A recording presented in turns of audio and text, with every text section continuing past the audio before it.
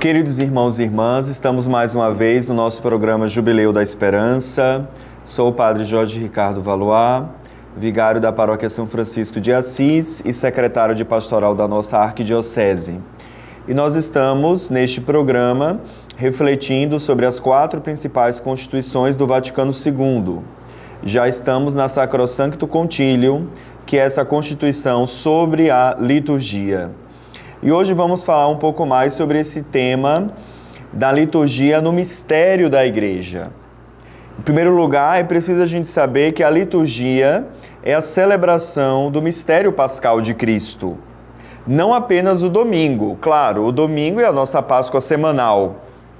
É o dia por excelência do Senhor, em que nós nos reunimos ao redor da palavra, ao redor do altar da Eucaristia, para celebrar ali a ressurreição de Cristo. Mas cada Eucaristia, cada missa é a celebração da Páscoa do Senhor.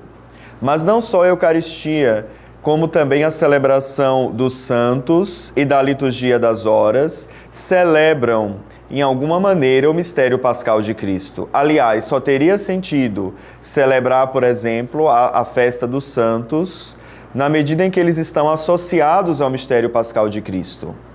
Por isso que o dos primeiros santos, primeira classe de santos que a liturgia da Igreja passou a venerar, passou a celebrar as suas memórias, são os santos mártires. Porque o que é o mártir? É aquele que deu a sua vida, derramou o seu sangue por amor a Cristo. Então, ele se associou de tal maneira, até as últimas consequências, ao mistério pascal de Jesus. Então, com toda razão, os mártires mereceram ser celebrados, os mártires mereceram ser associados à Páscoa do Senhor. E depois todas as outras classes de santos, né? Nós temos os santos pastores, que são a imagem do Cristo bom pastor, ao celebrar, por exemplo, a festa de santos papas, bispos, sacerdotes, ou ainda a festa das santas mulheres, que pela sua vida de entrega a Deus, pelo seu testemunho vivo do Evangelho, foram, de fato, esse terreno bom, onde a palavra do Evangelho pôde crescer e frutificar. Então, mesmo a festa dos santos também são celebração do mistério pascal de Cristo, bem como a liturgia das horas.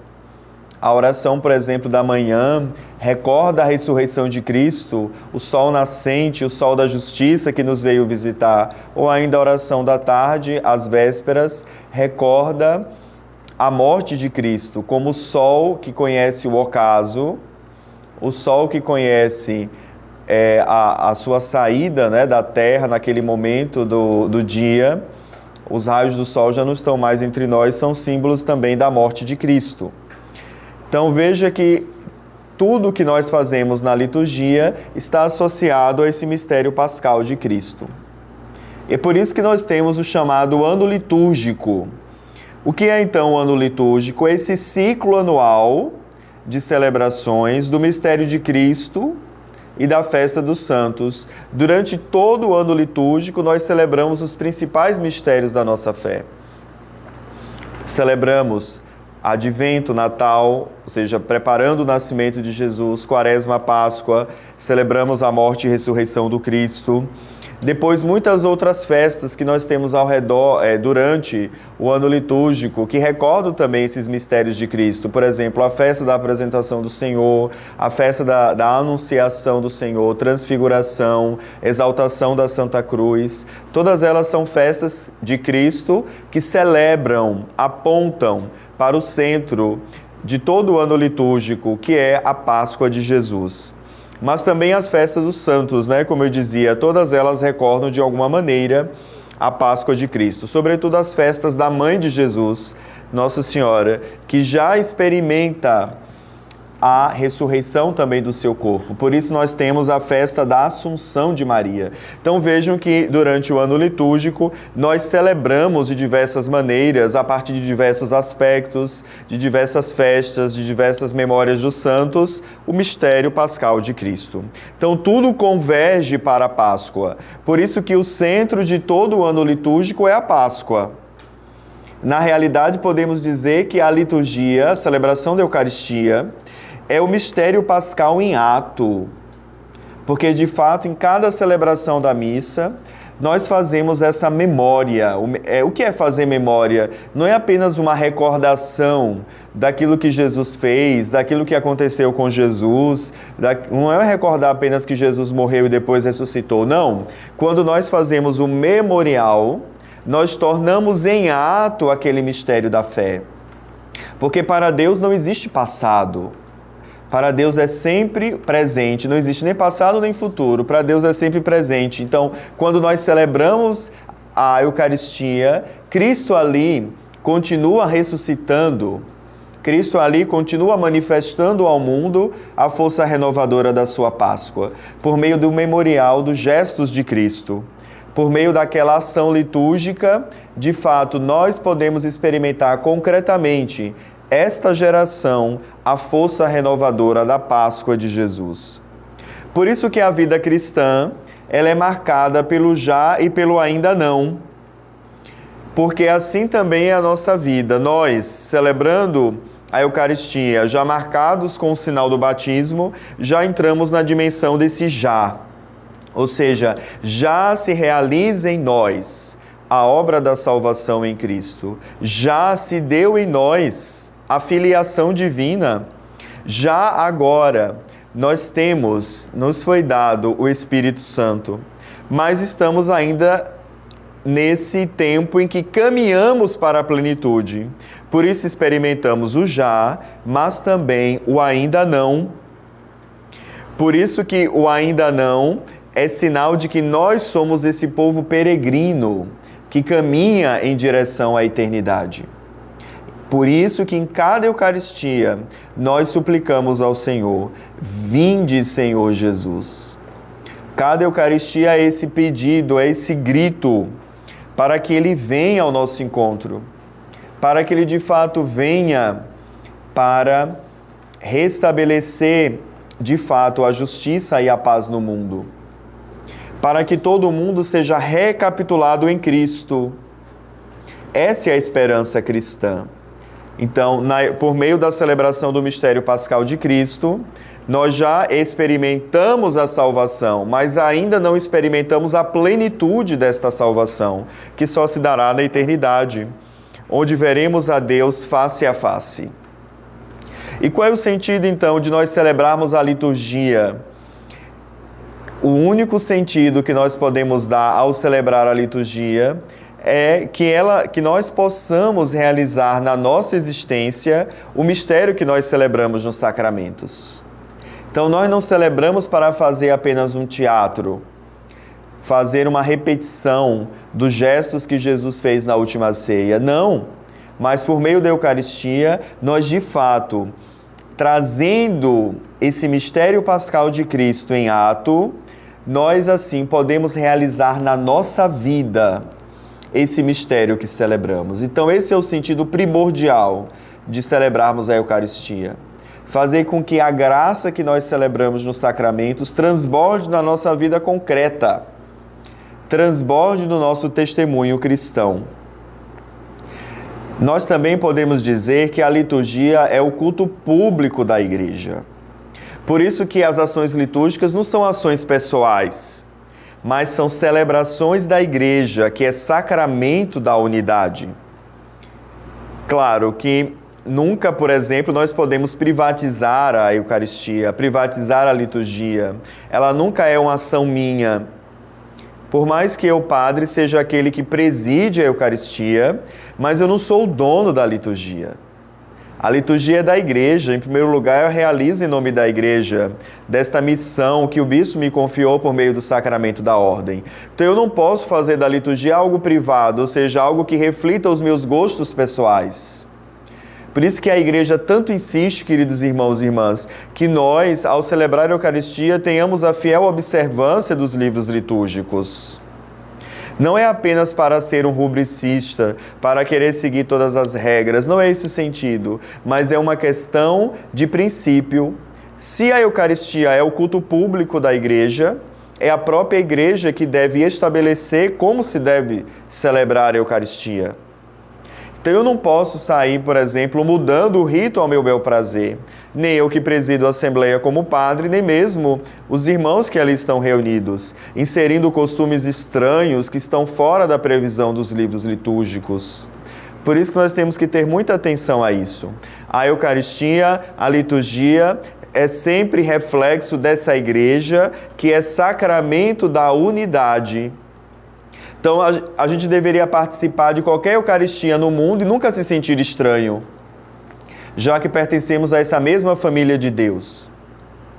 Mas vejam, quando chega um lugar que insere costumes outros, práticas que estão fora daquilo que a igreja estabelece nos livros litúrgicos, quando a gente está naquela celebração, nós estranhamos. Nossa, que diferente! Então, assim, a gente, de certa forma, vai rompendo a unidade da igreja. Saber que esse mandato de celebrar, do fazer isto em memória de mim, Jesus confiou à igreja por meio dos apóstolos. Então, cabe também a Eucaristia ser reflexo dessa comunhão que existe na igreja inteira. E as próprias ações litúrgicas, elas atingem a cada um dos membros que participam daquela assembleia de maneira diversa. Ou seja, a depender do modo como eu participo, a depender da minha função na celebração eucarística, eu vou sendo atingido de maneira diversa. A maneira, por exemplo, de participar da Eucaristia do padre, que preside a celebração, não é a mesma de um fiel que está apenas ali na assembleia. Ou não é o mesmo que alguém que executa algum serviço na igreja, ou na Eucaristia, como diácono, como os leitores, como os ministros extraordinários da comunhão. Mas, claro, participando de maneiras diversas, sendo atingido de maneira diversa, mas dentro de uma mesma celebração. O fundamental é aquilo que nós já bebemos, que é o mistério da Páscoa de Jesus, que é capaz de nos renovar e dar sentido à nossa vida. Por isso, queridos irmãos e irmãs, podemos dizer que a liturgia é o lugar privilegiado, no qual o corpo de Cristo se revela e se manifesta na sua realidade como sacramento. Claro, a igreja, que é o corpo místico de Cristo, é também sacramento de Cristo. Então, por isso que só a igreja pode celebrar a Eucaristia.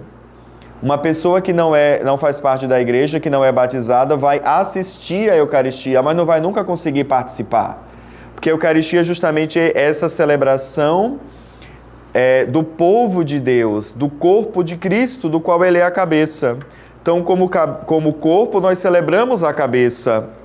Como corpo, nós podemos celebrar o Cristo que morre e ressuscita. O Cristo, de fato, que comunica a nós a sua salvação.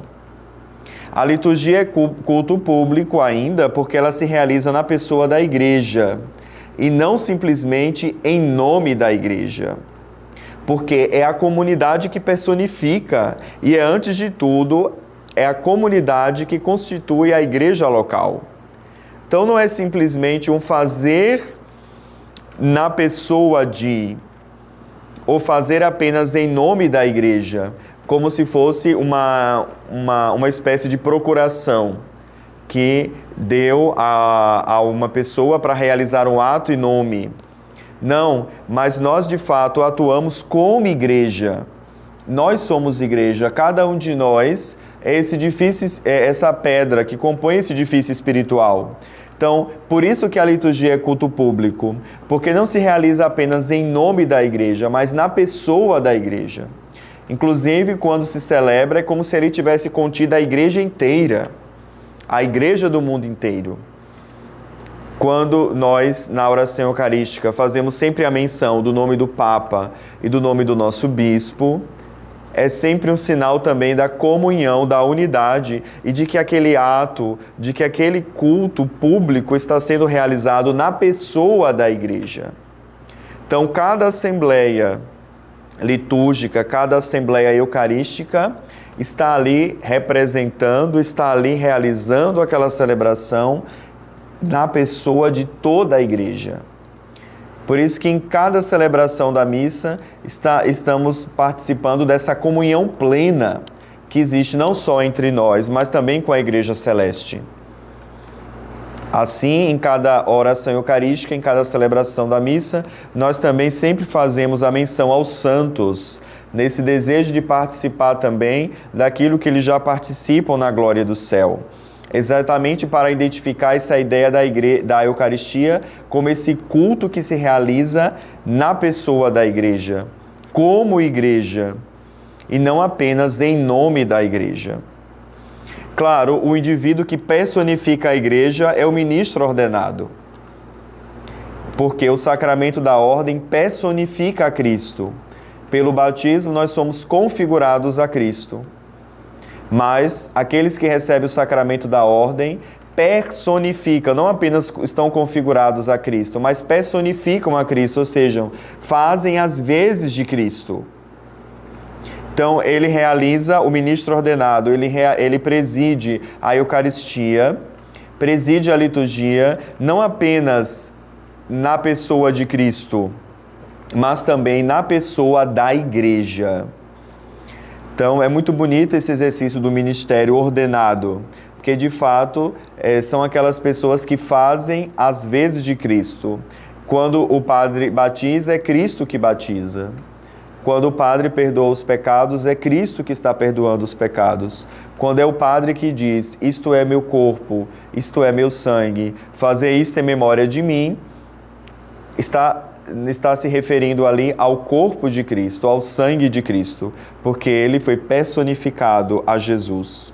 Então, ele celebra, preside a Assembleia Litúrgica, não apenas em nome da igreja, como alguém que recebeu uma procuração para agir em nome da igreja, mas ele exerce aquele ministério, celebra, preside a Eucaristia na pessoa da igreja. É muito interessante também nós notarmos que existe um vínculo muito estreito, muito especial entre a Sagrada Escritura e a liturgia. Na realidade, não existe nenhuma ação litúrgica, nenhum ato celebrativo da igreja que não esteja presente a palavra de Deus. Podemos notar, por exemplo, a celebração da Eucaristia. Nós temos sempre uma liturgia da palavra, com a leitura do Evangelho, um salmo, uma primeira leitura, ou no caso de domingos e solenidades, uma segunda leitura. Ou na celebração de qualquer outro sacramento, nós sempre temos presente a palavra de Deus. Mesmo o sacramento da confissão, que é um sacramento em que se dá apenas entre o padre e a pessoa, o penitente, também ali está previsto uma leitura da palavra, para indicar exatamente esse vínculo muito estreito que existe entre a Sagrada Escritura e a liturgia. E esse vínculo está alicerçado em dois aspectos que estão muito interligados. O primeiro é o plano histórico, e o segundo vínculo está no plano teológico.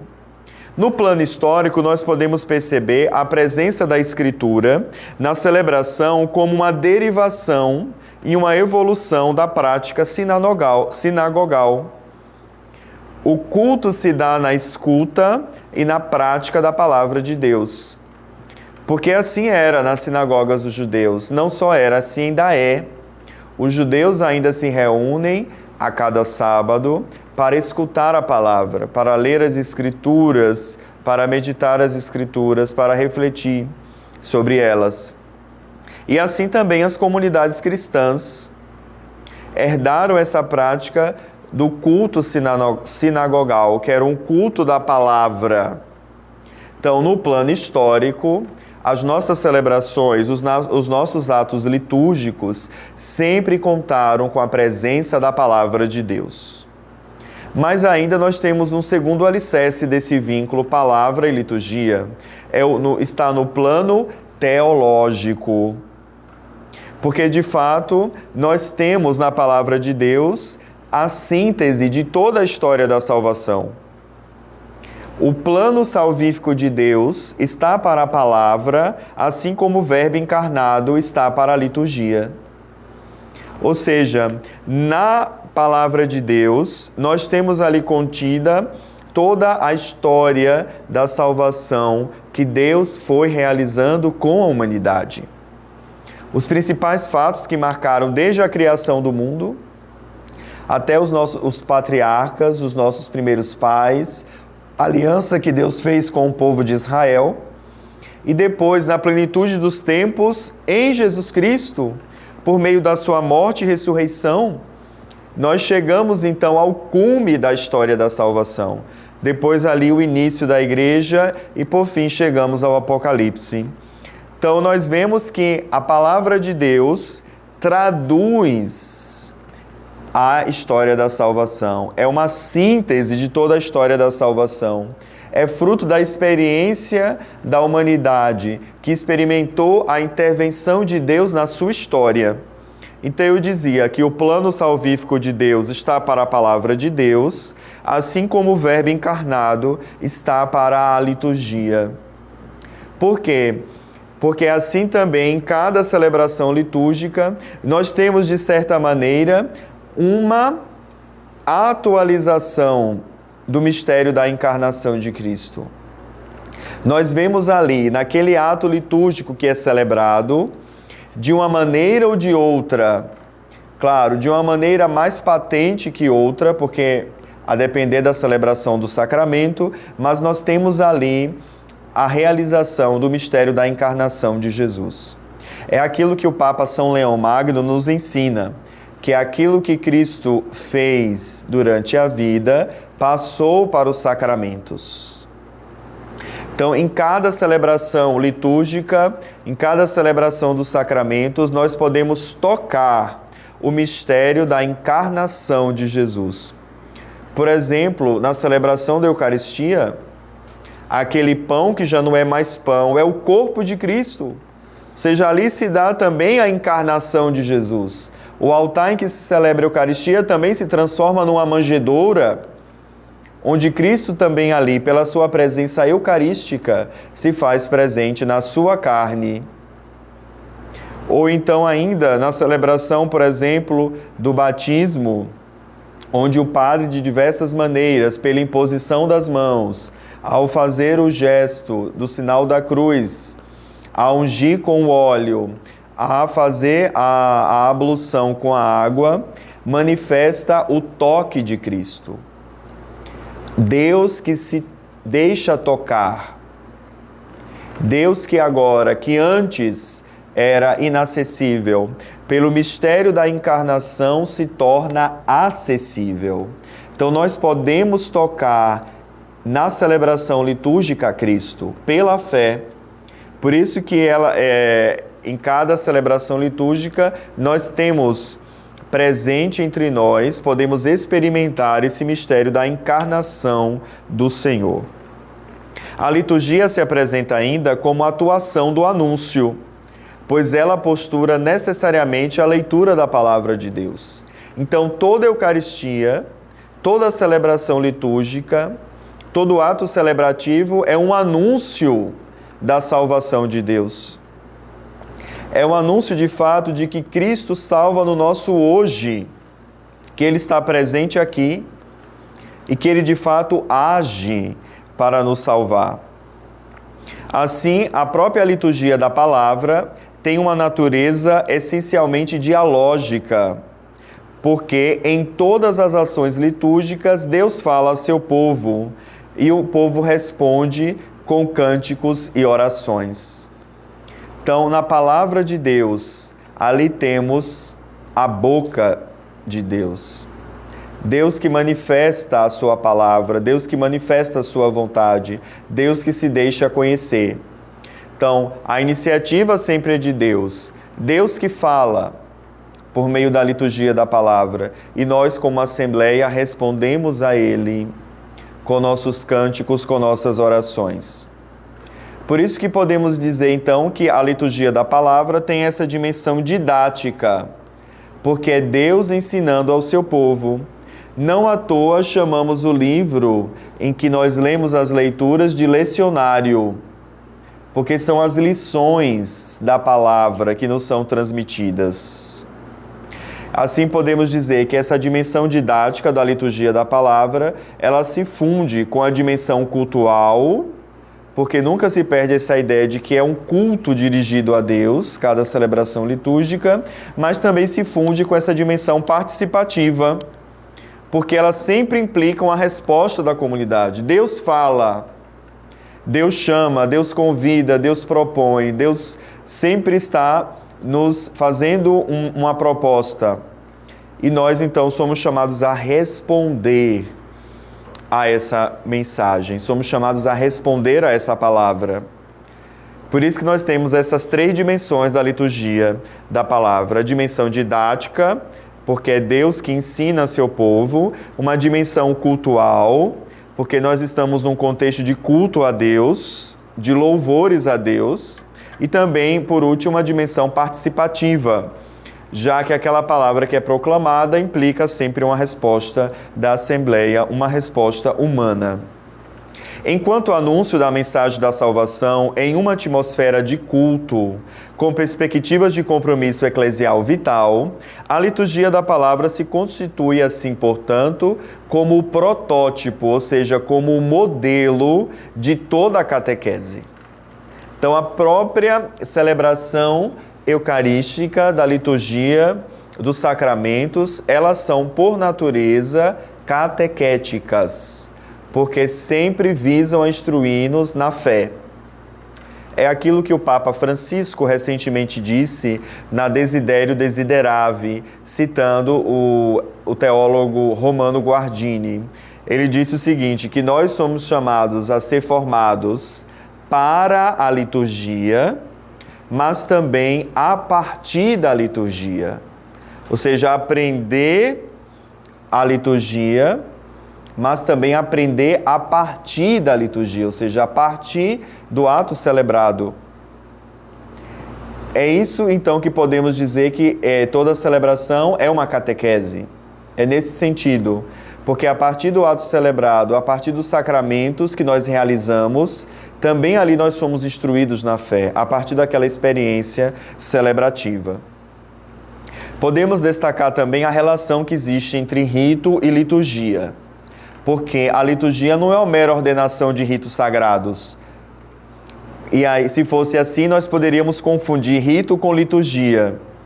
Mas também é errado afirmar que a liturgia exclui qualquer forma de rito, porque a liturgia também tem uma expressão ritual, mas a liturgia não se confunde apenas com um rito, ou seja, com uma sucessão de gestos, com uma sucessão de atividades, de movimentos, de dinâmicas. Não, a liturgia ela tem uma expressão ritual, obviamente, mas ela transcende ao rito, porque para nós o rito cristão não é simplesmente uma sucessão de gestos e de posturas e de fatos, mas nós temos na liturgia uma expressão memorial ou comemorativa. Assim, o rito para nós, ele se apresenta como um sinal exterior de uma atitude interior. Então veja que a liturgia ela transcende o rito. Porque não é apenas algo que eu vou fazendo externamente e que eu vou ali repetindo e seguindo uma sequência já previamente estabelecida. Mas na liturgia nós realizamos expressões externas, atos, mas que na realidade refletem o nosso interior. Possuem uma dimensão também teológica, porque Deus também ali age, Deus também atua. Por isso que a liturgia também é chamada a obra de Deus, né? Aquilo que São Bento chamava a Opus Dei. A liturgia como uma grande obra, não só humana, não só da igreja, mas também como uma obra de Deus. Deus que atua e Deus que age. Então não é uma mera repetição de atos e fatos, mas é de fato um transbordar da graça de Deus, da experiência interior de cada cristão, mas também da ação divina. Por isso que podemos dizer que a liturgia é a presença da ação divina sob forma ritual, criando um contato progressivo com o mistério pascal de Cristo, tende a fazer dos homens filhos de Deus, os quais rendem, por natureza em si mesmos, culto a Deus. De fato, isso é uma experiência muito bonita, receber no batismo o Espírito Santo. Receber no batismo uma dignidade nova de filhos de Deus. E essa dignidade nova, então, nos faz, por natureza, por essa natureza nova que nós recebemos do Espírito, nos habilita para prestar culto a Deus. A fé exige ser celebrada quanto exige ser vivida. Então, nós celebramos para viver, mas também vivemos para celebrar. Ou seja, a celebração em si possui para nós um sentido de vida, ilumina a nossa existência, dá sentido à nossa história. Mas também nós vivemos para celebrar, mas também celebramos para viver. Ou seja, a nossa experiência concreta na nossa existência nos leva também à celebração. Então, a celebração ilumina e dá sentido à nossa existência nos leva à celebração, nos faz ter necessidade da celebração. Mas nós queremos também destacar essa ideia dos exercícios de piedade, que não são propriamente liturgia, mas possuem uma especial dignidade, segundo a Sacrosancto Concilio, porque são uma emanação da própria liturgia.